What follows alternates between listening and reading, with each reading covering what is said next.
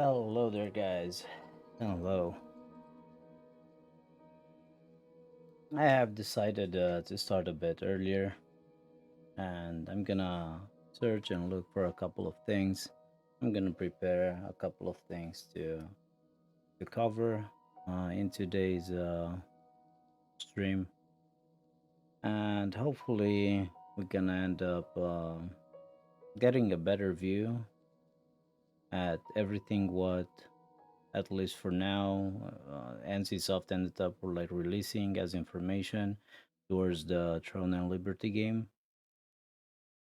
But a few things are 100% sure that things like the game is a big combination of both Aeon and Lineage at the same time. Some people end up saying also that some guild wars is being involved as well. Yes, I think we can say Guild Wars from the point of view of the combat system, from what I have seen. And yeah, maybe the GVGs. Yeah, that's something that we can maybe put on the line as well. But we did not get like that much information that a lot of elements from Guild Wars 2 or Guild Wars overall is being taken into and being put into the Throne and Liberty. So I know that we have a new course. We have a new play and see website. This is new. Exactly. Oh, okay, so we're basically not getting that much. But here, I just want to stay here just a small amount. And here, check again the... Actually, I can't. But that part where the wizard is basically attacking here. Those are like some moves for sure from Guild Wars. And at the same time, a small, I will say, like a reaction what we had in Aeon. In Aeon, like the wizards were like casting their spells by, doing some weird moves with their hands. But yeah, when we see the stone giants and big castles with big walls, there are, from my point of view, just literally two games that we can focus on all out loud. And that will be for sure first Lineage 2 and then Aeon.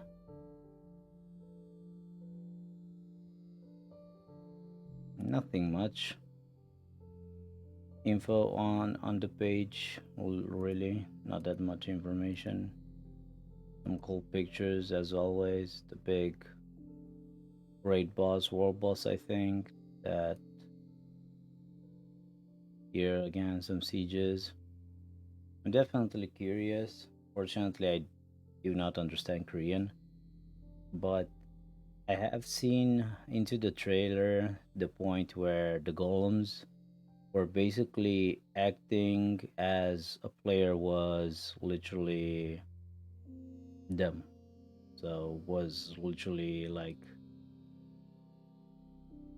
using the golem as he pleased, and yeah, I think that's very good that a player is basically the stone giant and can do the actions that are being needed into either defending, because I think at one point, why am I saying defending also? Here we have the two giants fighting. That's like a big question mark for me.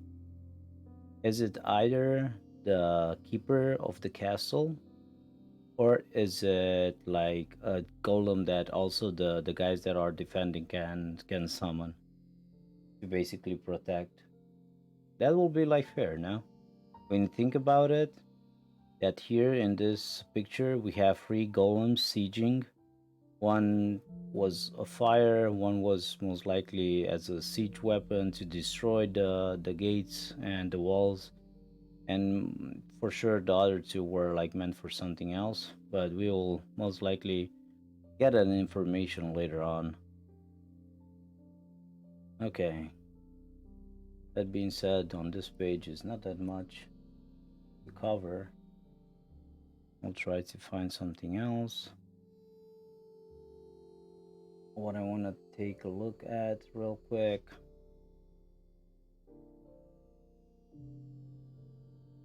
And I'll try also to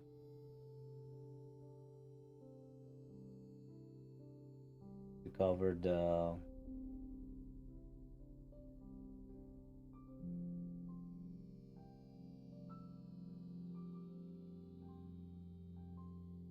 this is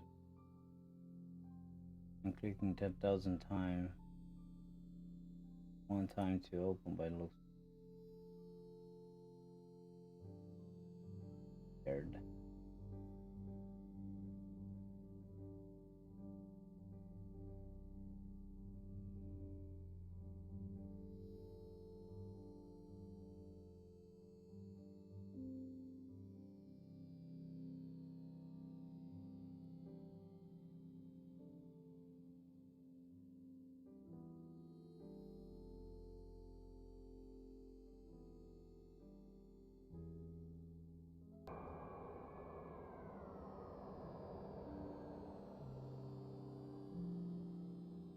I want to take just a small look towards the play novels of 9.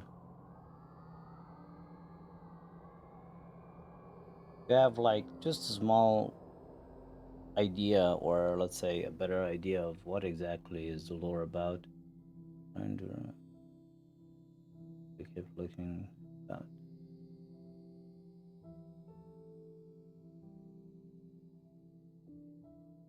Okay. Can I not make it go faster?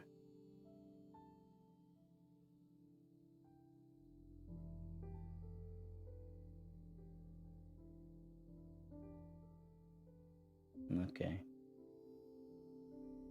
By the looks of it, it's better to read it basically loud.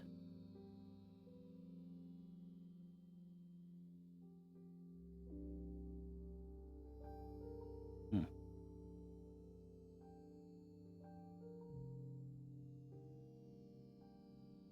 Okay. I'll do this later.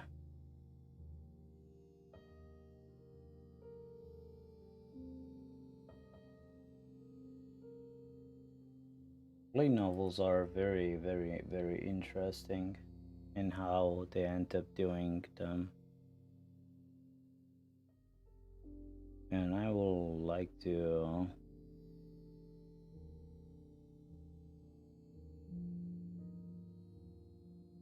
watch real quick.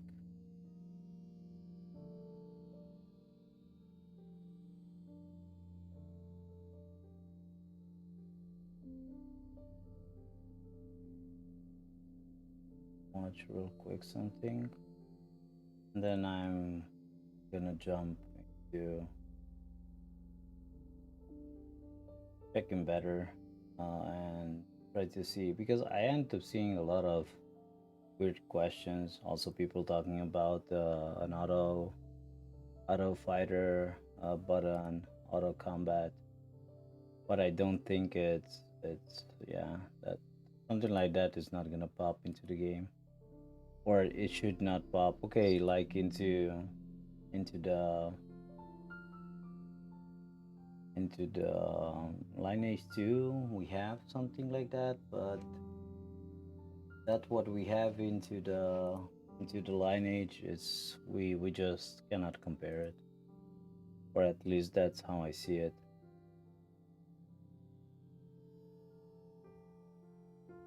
We cannot compare the game.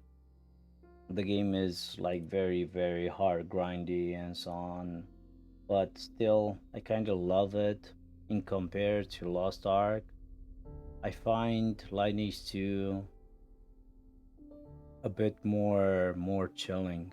Lineage 2, from my point of view, I think it's also for like very casual people, of which in compared to like I don't know, literally Lost Ark, I have played 1,000 and something hours, and I really talked with myself, and I said like, yo, bro, this is like fucking secondary job with having so many characters and so on and so forth. Yeah, for those guys who are basically streaming and that's their job, the 8 hours is, yeah, is basically like a job, no? So you're doing it because you're living out of it. But for me, it's not like I'm living out of it, and I told myself I basically need to stop, and yeah, that's what I did. I love the game. I find it very nice, very well made from different points of view. But this is, yeah, it's one of those games where if you're not fucking wealthy, like literally rich, or I don't know, like just 15, you're going to school, you're doing nothing much besides playing and maybe learning, something like that. Yeah, obvious, some doing sport and learning and going to school and all that shit, that will be like better. But nowadays it's very hard to have people on doing fucking sports when everybody's doing clicking. So yeah, sorry for saying something like that actually. So yeah, let me do real quick something. I'll jump on a server, and let's see if I can start like in 5 minutes.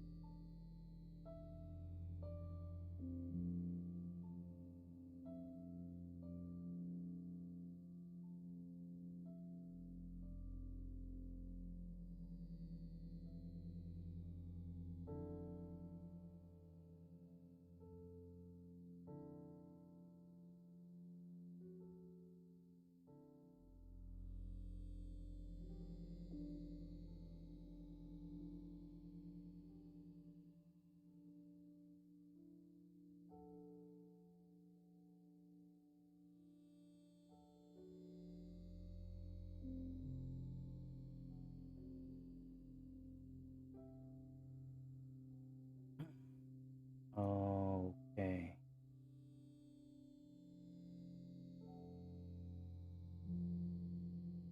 Okay.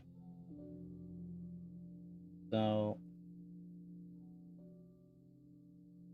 you want to also write something down before before jumping. I need a small pad open where I can write myself some info.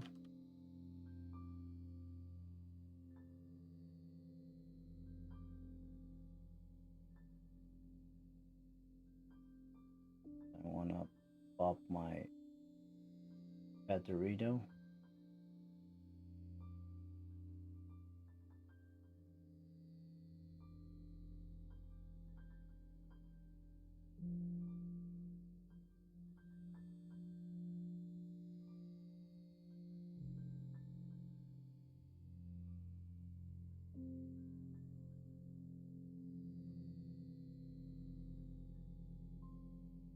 Can I not?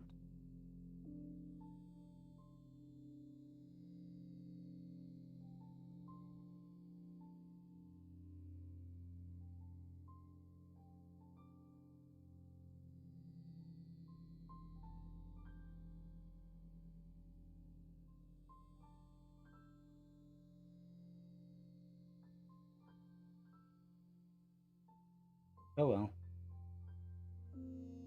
I'll say whatever, no?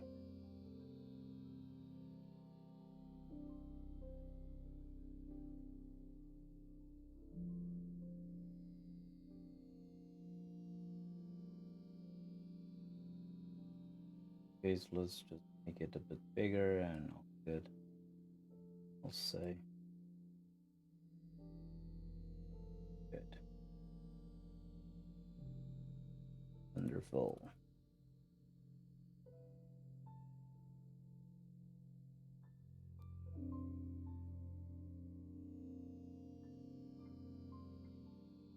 Okay, so let's start with some questions what we have on the Reddit. So somebody ended up saying hybrid combat. Let us see. Someone ended up mentioning that here in this picture we have this fighter is holding, I think, a guard, but I doubt about that the game is gonna be like that.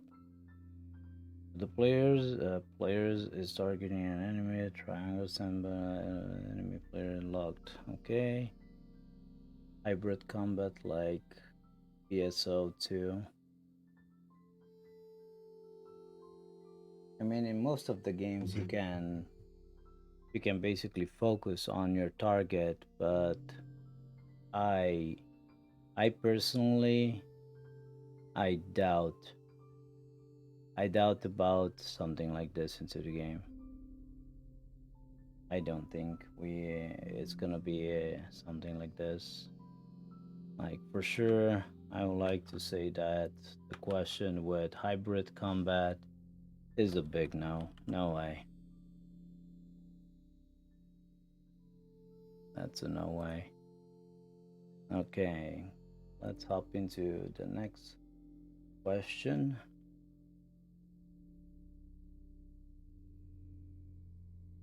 Okay, has anyone else noticed the autoplay button? So I did end up checking this a couple of times, and I want to like before checking the picture again, I'll just check some like replies.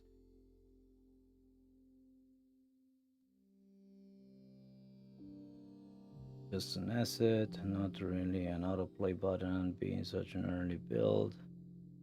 Yeah, I believe that the button is to activate PvP or PK.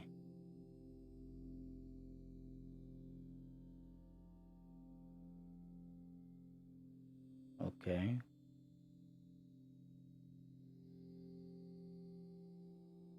Okay, so let's check real quick again the picture.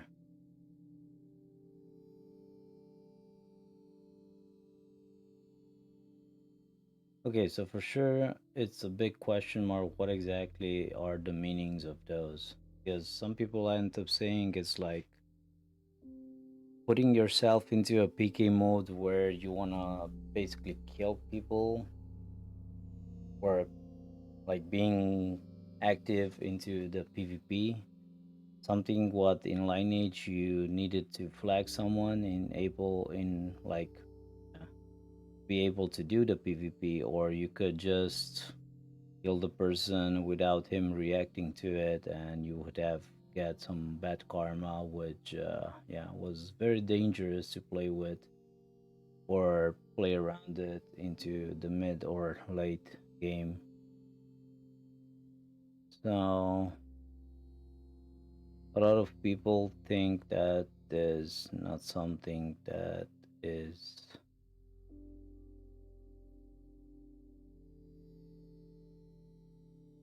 when the window shows the player that inflicted damage towards your character, including class and nickname.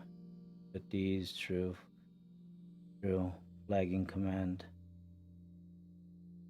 Okay, so T is flagging command and okay. It's quite interesting, so we will not need to press like additional button or maybe who knows. Actually, you're like pressing T, so is that like just press T and it's gonna be activated? And then you can flag and you can participate into the open world PvP. What's gonna happen, or what exactly is this?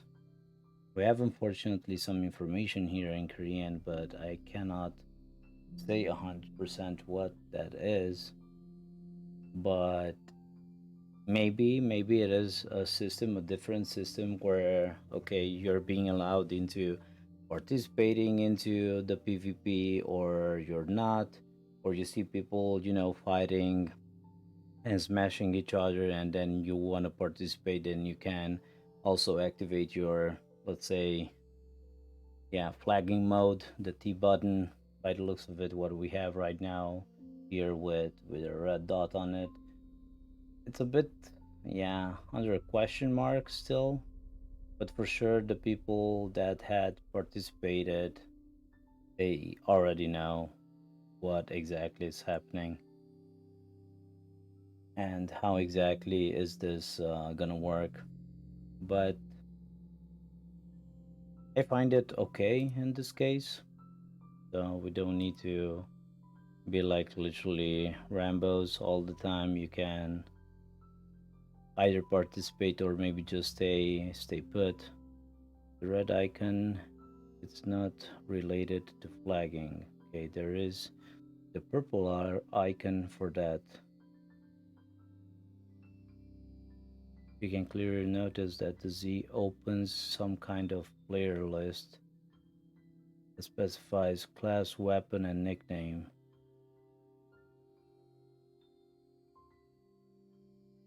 Uh-huh.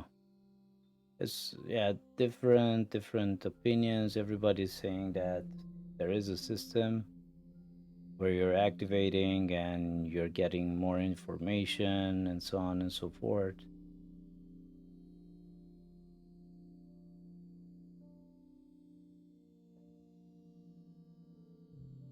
Okay.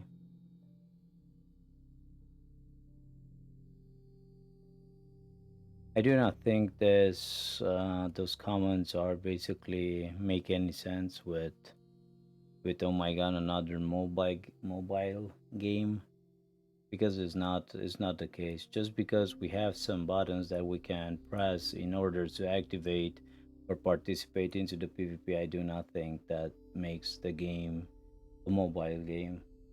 And at the same time, I kind of understand the system now when you think that the game will most likely come out also on PS4 on or PS5 actually, and Xbox. Like, from that point of view, I kind of understand. I understand also the fact that it's a bit, we don't have those usual bars that we had in Aeon, in like Lineage 2, where we had 50 fucking thousand things that we should have done in order to either engage, disengage, fight, participate to a fight, or God knows what. So from that point of view, this type of system is kind of, yeah, okay-ish, because at the end of the day, the game is gonna come also on consoles. So it's most likely why it's being simplified towards the simplification what Guild Wars has. So yeah, at this point we can also say that maybe the system with the skills and so on is something that Guild Wars had and still has. And yeah, for sure, the guy that ended up telling me about Guild Wars is definitely right. I think this is like 100% a confirmation where we can say, okay, everything is being simplified because of the Xbox and PlayStation also release. And yeah, you cannot, like, I swear to God, you cannot play with 30,000 skills, potions, or God knows what else while you play on Xbox.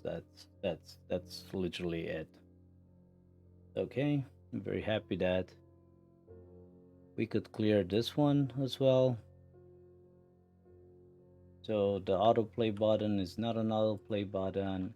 It's basically just some activation towards participating into the PvP or not participating or flagging or whatever. But for sure, more information we're gonna end up getting later on. 100%.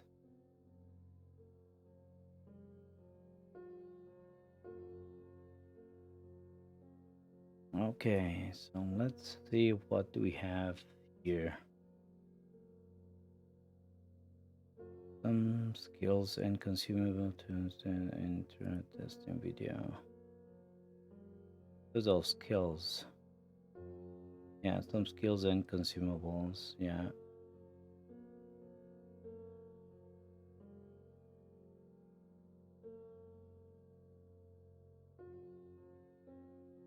So let's start with this one.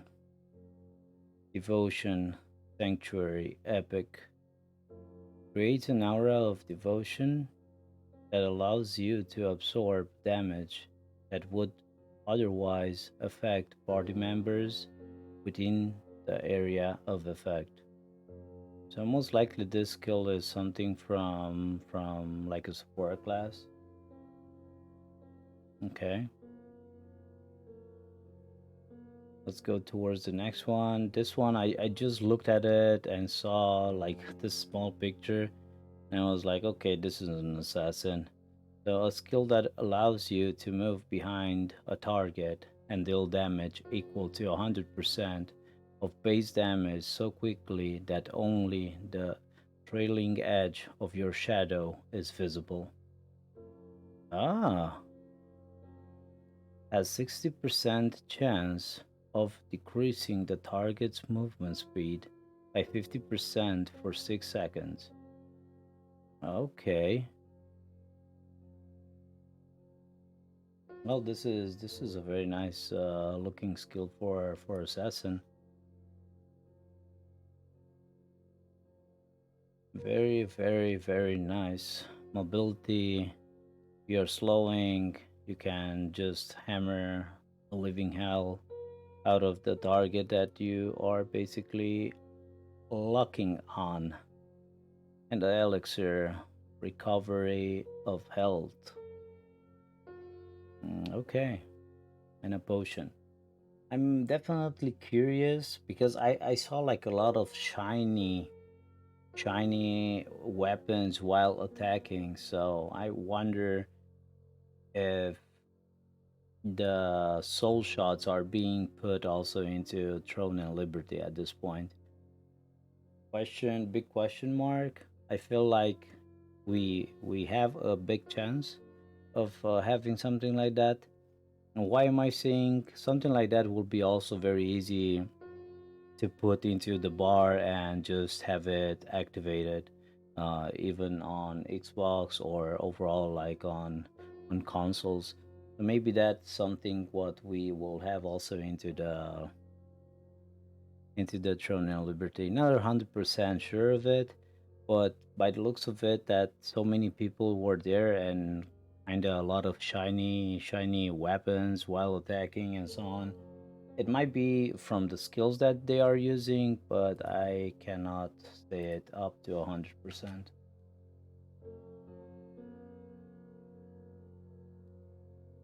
Okay, let's go to the next question.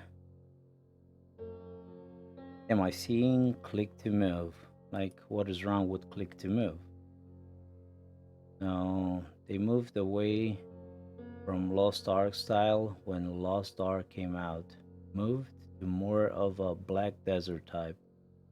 Normally, from what I know, Lineage 2 was point and click or click and move, something like that. But it was fun. It was fun. It was a bit harder, into very big sieges to find your target, lock your target, and stuff like that. Okay, you could always go into the assist mode. You had a leader, and he could basically focus one target, and then, everybody else would have focus on that specific target. But I don't see any problems, even if the game will be like, click to move. It doesn't matter, actually. Aeon was the same. Okay, into the Aeon you could had also use WASD. So I think for sure we will have something like this into the it's lineage. Of course it is. So most likely we will have something like that into the game. Kind of betting on it.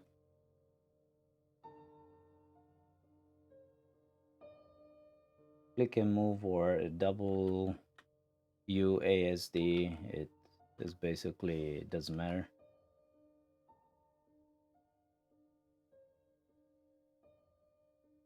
Okay, let's try to find the next.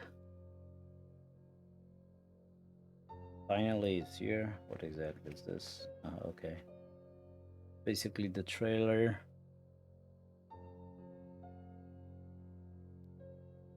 It killed already people gearing up and building communities towards the release. Very unpopular about new release founder pack. Okay. I wonder if they will have a founder pack to support the team and early beta access for other players to test and give reports on bugs. Well, I don't know. This is like a very sensible or sensitive, I would like to say, subject where unfortunately a lot of, I'll say, game developers kind of do this wrong. I can't tell exactly why. Is it because they need money? Is it because they are under pressure that some other games are gonna come out and maybe steal the spotlight? There is definitely a big question mark with how exactly founder packs or for what exactly, because alone the possibility into participating into either beta or some early access or of some kind, I think that yeah, for that is definitely worth kind of paying, and people will like to pay for that and play and test the game, because everybody I think has that I want to play the game when it's released as it should be played, not to fucking test the game and just play like a 40% up, you know done game, and the rest of 60%, you have to witness basically everything, that a couple of things are not working, a lot of bugs, and people nowadays when they hear release, they expect the game into a very nice good standard, where the small bugs what can be repaired very fast are already done with, and you don't need to focus on, oh my god, like I should not walk into that direction, because into that direction, for example, everybody's getting a critical error or god knows what type of thing. So with the founder packs, there are multiple questions that I would like to put and have also an answer towards them. But every single, let's say, game developer kind of does this different. At this point, you know nothing what the game is about, and you want to give them money. And the thing with the money is, some people want to support the game. They want to make sure that the game is gonna come out clean, and we will not have a game that is not even close to 50% of being finished. So this is why I think this guy here is basically, yeah, a bit, yeah, afraid of, you know, things like that.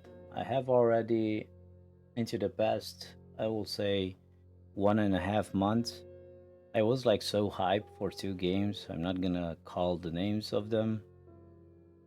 And unfortunately, both of them were like it's a big disappointment for me, simply because one of the games was, I would like to say, done to up maximum of 50%, and the other one I don't think it was to 30%. So when you're releasing a game and asking also like a decent amount of money for it, well, that's not cool.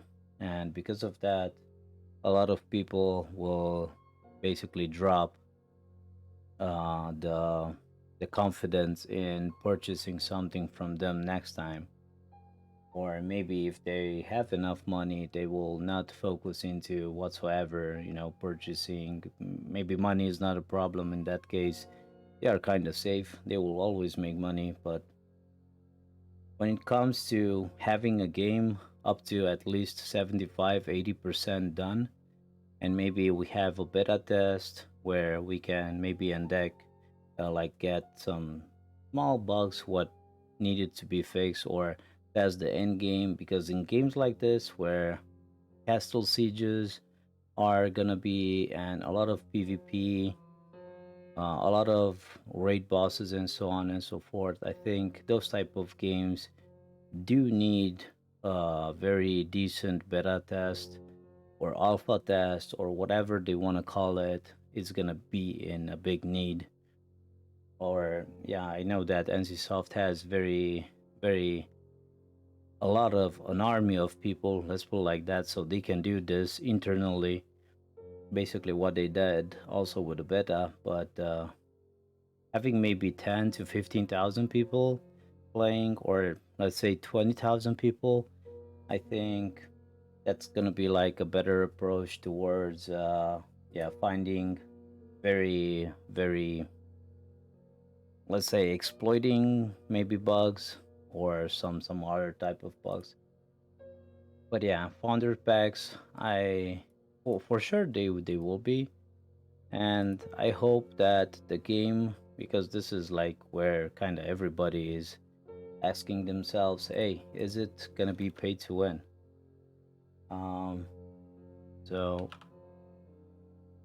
pay to win, pay to win, pay to win.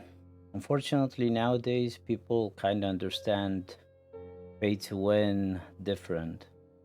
Back into the day where, like, let's say 20 years ago, when we had Lineage 2, when we had like World of Warcraft, top games, something like that, um, it was not that big of a problem, or this pay to win factor, because pay to win stuff were not implemented because people were satisfied, or let's say companies were satisfied, very satisfied of the money what they end up making from the subscriptions.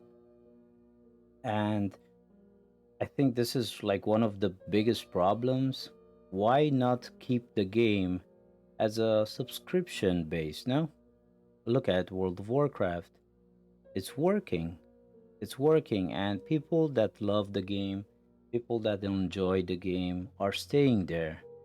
Are staying there because they know that, first of all, who's staying and playing want to play. They don't want to like do some. Okay, we always have someone who's actually working the broker or the action house or whatever, but I think that's way much safer into also fight against bots, fight against exploiters, fight against multiple things. Yeah. And for example, the last big game, Lost Ark fucked up a lot of people. Yeah. I'm not gonna lie, I am one of them, because they forced us, yeah, they forced us indirectly to leave the EU Central into EU West. And by doing that, now we have fucking server merges, and we have all kinds of fucking radishy, fucked up things, where people, or at least people like me, after the first 3 months where I played like a maniac, like a psychopath, um, something that is not healthy for sure. Um, it's not worth. It is not worth. At the end of the day, the market was broken. We had no items. Maybe now we have items, but still, it's the population is not there. The brokers are not, with the item that you're looking for. There are so less ways into making money into it. It's just crazy. And like the only way, yeah, I had 16 characters, but 16 characters, man, like 16 characters is more than 8 hours a day to be able to play and be effective into making money, making progress, and so on and so forth. So that being said, I'll put that aside. But yeah, I just hope that overall the founder packs, they will be like normal. Most likely nothing pay to winish in them. I'm pretty damn sure, but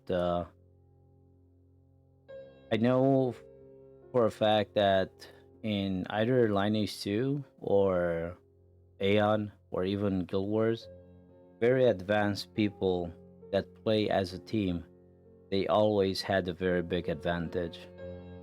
I'm not gonna talk about the advantages, but you guys, if you played the games that I just mentioned, you already know what I'm talking about.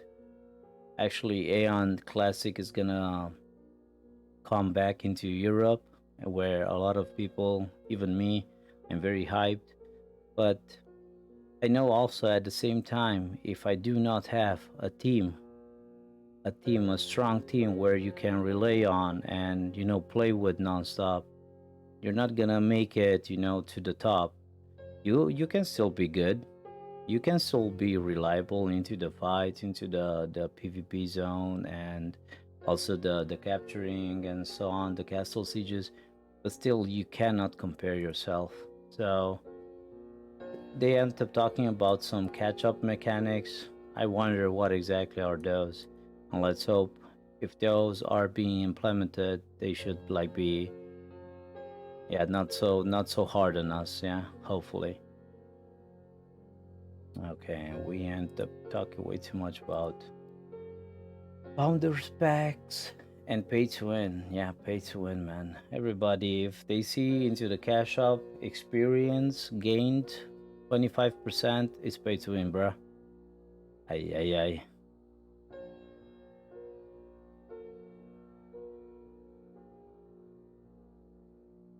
Will TL have aiming? What exactly is this?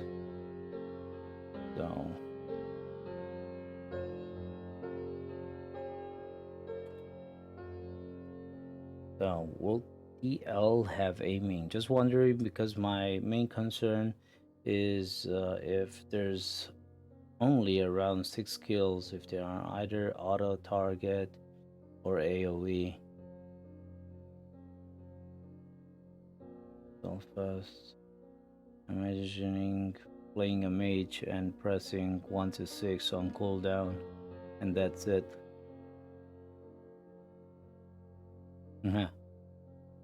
Well, is it maybe me, or I think maybe this person here is very young? Um, I think that there will be like a target lock, and your skills will be like basically aimed towards that target. But I do not think there will be like an aiming, how exactly you want to aim when you're like castle sieging. You just want to throw your spells, and yeah, since they are like grouping up, near each other, it's like you can miss. I don't think that is something that we should be concerned of aiming into the game. But the 6 spells, they will have some sense, and there is a reason why we will have maybe just the pack of 6 spells. And some people, like for example, the guy here, I don't think that he is playing a mage because to reach the highest DPS possible, you need to use a spell and an auto attack. Spell, auto attack, spell, auto attack. That's how a rotation should be done correctly.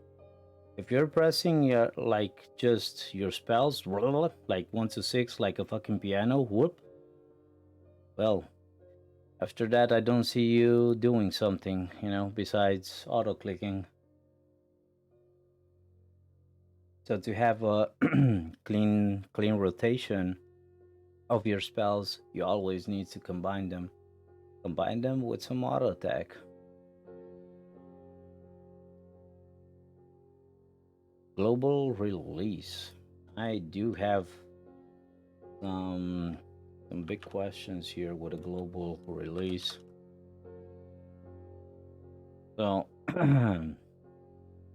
will TL be a fully global release? I can't seem to find any concrete information. Where there is no concrete information for now. One of the many things that made me quit Lost Ark was knowing that there will always be substantial disparity between Korea and NAAU. Okay, let's see some answers here. As far as I know, the game will be global release. Truly global or located only at strategy places like USA, EU. I live in Brazil, so I might not be global if there is no server here. Ay, okay. Yes, truly global. Lol. What the fuck? Oh my god. It's trying to secretly make you friendly. Oh god.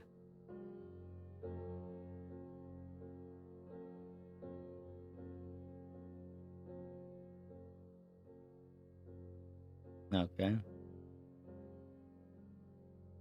There's no official information about it for now.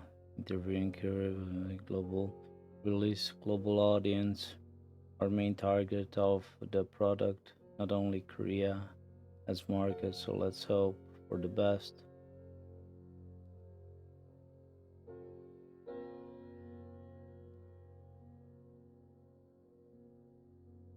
Ah, like my opinion towards the global release, I do not understand how exactly are they gonna do it. So how exactly is this gonna be like a global release when, let's say, Amazon Gaming maybe is gonna use or take the right to publish it into NA and EU, and who's gonna publish it in Korea? And if there is like, or NCSoft is gonna publish it into Korea and into EU, and NA is gonna give it to Amazon,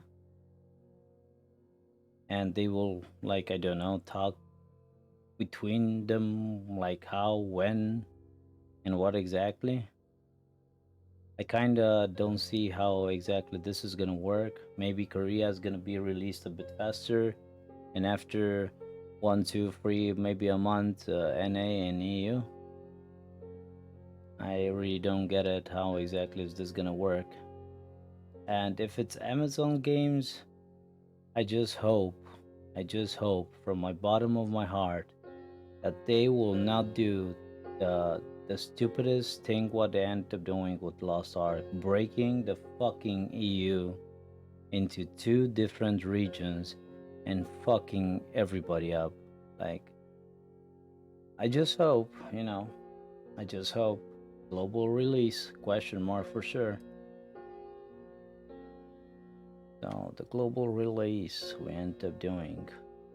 Force PvP. Let's talk about that one. That one is what I will love to see all the time, because I know in Lineage 2 you will always under pressure. Yeah, Lineage 2 you were constantly under pressure, and yeah, because we had the portals to teleport from one side to another side, I would like to say that in Aeon was also from time to time like a bit awa.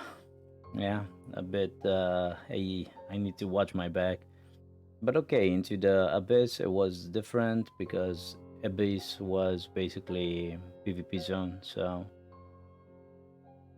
let's read real quick. I do not know a lot about Throneandliberty, but one thing I really am curious about is if the game will force me to PvP. Well, force you into a PvP. I only like PvP in a battleground, generic term, scenario. I don't like open world PvP. I am a chilling out farming mats or fishing. I don't want to be attacked. Oh my god. Well, my dear friend, I would like to tell you that, yeah, you need to be 24/7, I think. Oh my god. Yeah. Force me to PvP. That was like, that was nice.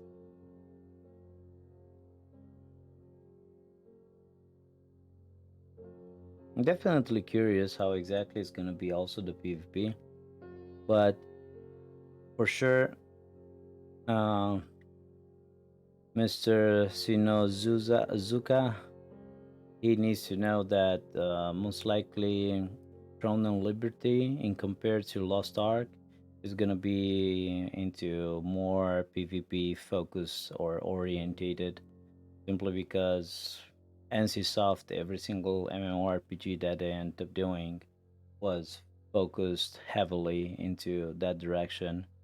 It was for sure into PvE as well, but I think that a lot of people, I'm like alone just to think about the raids, about the castle sieges that we had, and how many people, and how you need to work as a team and so on. I'm like, dude, I miss that, to be honest. I miss those times, and I'm happy that at the same time, Aeon is gonna come with a classic. And let's hope that they will not bring the Aeon Classic at the same time with Throneandliberty. Oh, yeah, PvP, unfortunately, you will need to be ready basically all the time. I'm not even lying, all the fucking time. Or maybe, who knows, maybe they gonna end up doing it different. We will need to stay put, chill, relax, and wait for the next info that we're gonna end up getting.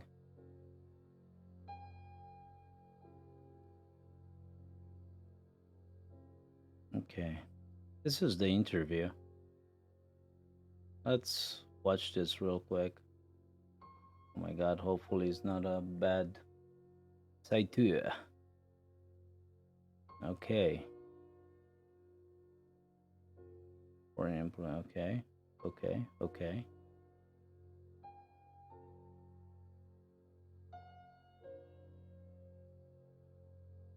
Okay.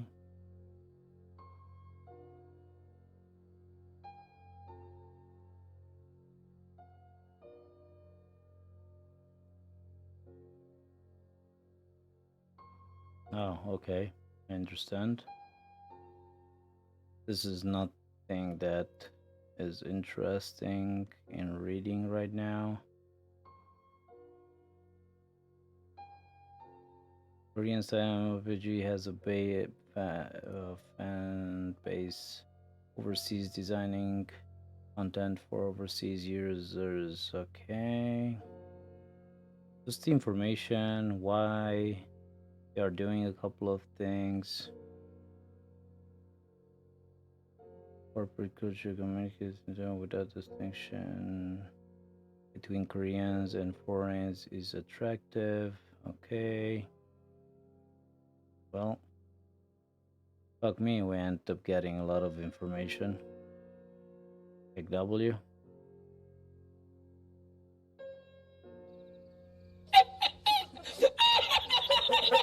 How long is this going? Any new information at all? Dear NCSoft, let's read this one.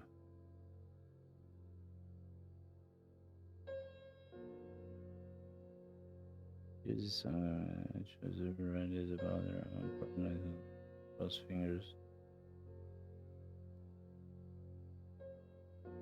Oh man, I can do it. The all day. I'm getting blessed. Unleashed vibes. Watching the release game footage. Okay.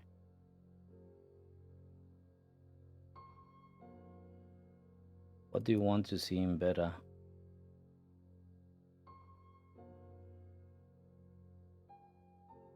Okay. So we end up covering a decent amount of questions here. Let's just put it right now down here at and monetization.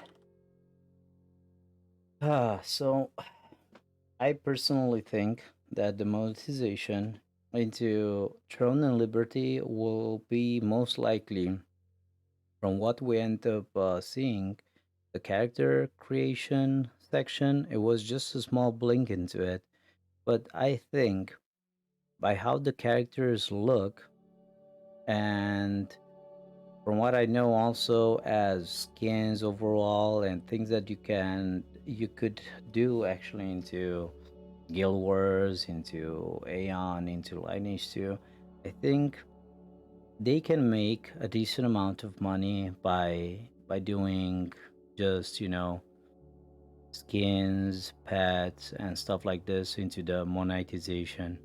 I think this will be very friendly for everybody. I mean, if I can, let's say,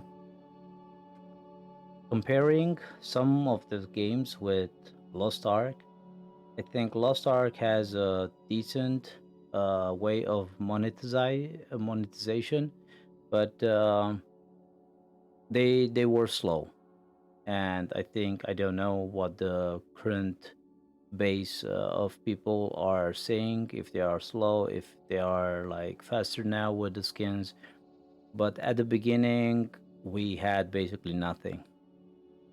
So that being said, by doing it like that, they end up losing most likely a lot of money. But if they put something decent on the paper, they can make, I think, a decent amount of money just from skins and from things that will never impact the gameplay.